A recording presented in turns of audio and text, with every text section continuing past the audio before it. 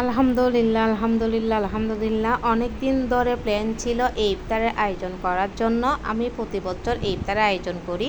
তো আসলে আমার হাজব্যান্ডের তারাবি ছিল, 14 রোজার মধ্যে তারাবিটা শেষ হলো, এরপর ইফতারের আয়োজন করে। এটা হলো আমার বিয়াই। তো আমার মেয়ে, বাসুরের মেয়ে, মেয়ের শ্বশুর, তো সবাই মিলে আমরা ইফতার করতেছি আজকে। এটা হলো আমার রুমেকে দিলাম আমার মেয়ের শ্বশুর সবাইকে ইফতার করার জন্য।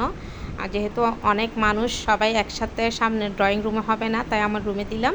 এখানে একটা বড় ভাই ছিল, বড় ভাইটা অনেক বেস্ট, একটা আমার হাজব্যান্ডের ফ্রেন্ড। তো অনেক ভালো মানুষ, একটা ভালো মনের মানুষ আর কি।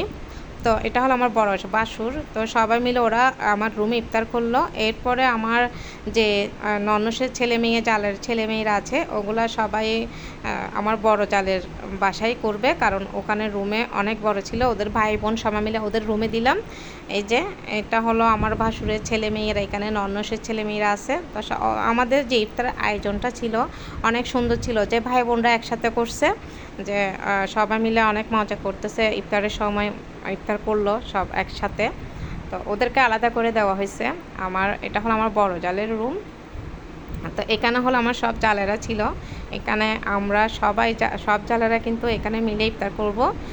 ইফতার করা অলরেডি শুরু হয়ে যাবে, এখন আজান দিবে একটু পরে। তো আমার ইফতারের আয়োজন কেমন হলো অবশ্যই কমেন্টের মাধ্যমে জানাবেন। আর আমি চেষ্টা করি প্রতি বছর একসাথে ফ্যামিলিকে নিয়ে ইফতার করার জন্য। তার কারণ সব সময় তো এরকম দিন আসবে এমন কথা নেই, আজকে আসছি তা কালকে নাও থাকতে পারি। তো প্রতি বছর চেষ্টা করি ফ্যামিলি সবাইকে নিয়ে ইফতার করব।